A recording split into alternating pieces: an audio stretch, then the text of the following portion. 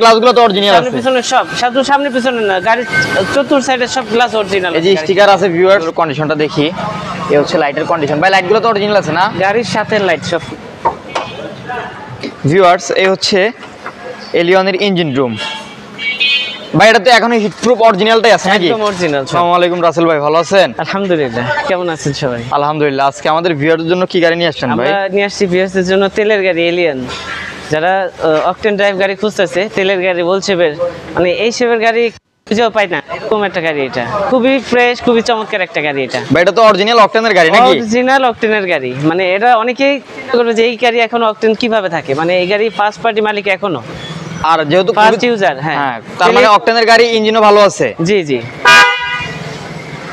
আমরা যদি একটু সামনে লাইটগুলোর কন্ডিশনটা দেখি, এই হচ্ছে লাইটের কন্ডিশন। ভাই লাইটগুলো তো অরিজিনাল আছে না? গাড়ির সাথে লাইট সবগুলো। আপনি গাড়ি লাইটগুলো দেখেন, একদম এই যে এই ইয়েলো কালারের একটা যে ইয়া আছে আপনি।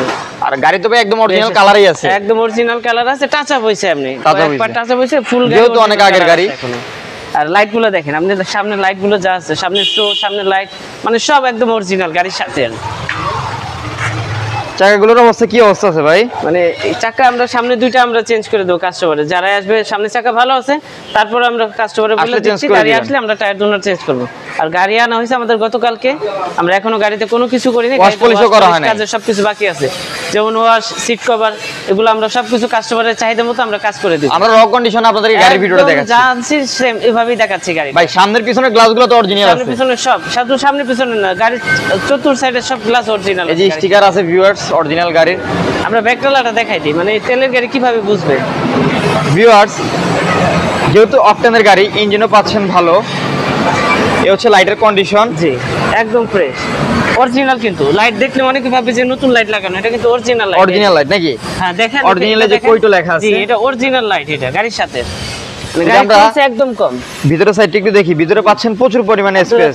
যেহেতু তেলের গাড়ি, গ্যাস করলে মানুষ ফুইলে আবার রং করবে, দেখেন এখন একদম ফ্রেশ। কোন প্রকার যদি এলপিজি করা হইতো বা সিএনজি করা হইতো তাহলে এখানে ছিদ্র থাকতো। জি, সম্পূর্ণ ফ্রেশ। যদি আমরা একটু প্যাসেঞ্জার সিটটা একটু দেখি,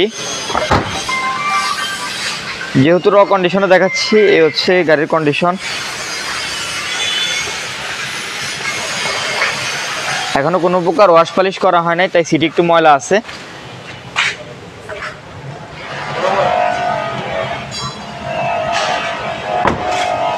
যদি আমরা একটু ড্রাইভিং সিটের পাশেটা দেখি,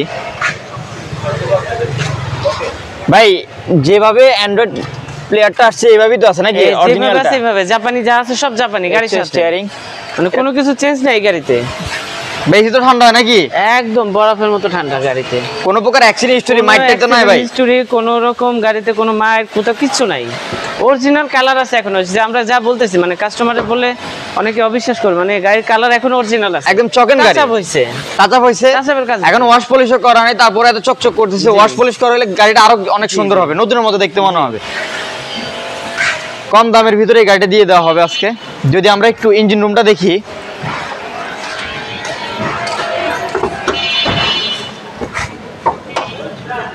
ভিউয়ার্স এই হচ্ছে এলিয়নের ইঞ্জিন রুম। ভাই এটা তো এখনো হিটপ্রুফ অরিজিনালটাই আছে নাকি? একদম অরিজিনাল সব, অরিজিনালটা। এই হচ্ছে সামনের লুক, এই হচ্ছে ইঞ্জিন কন্ডিশন।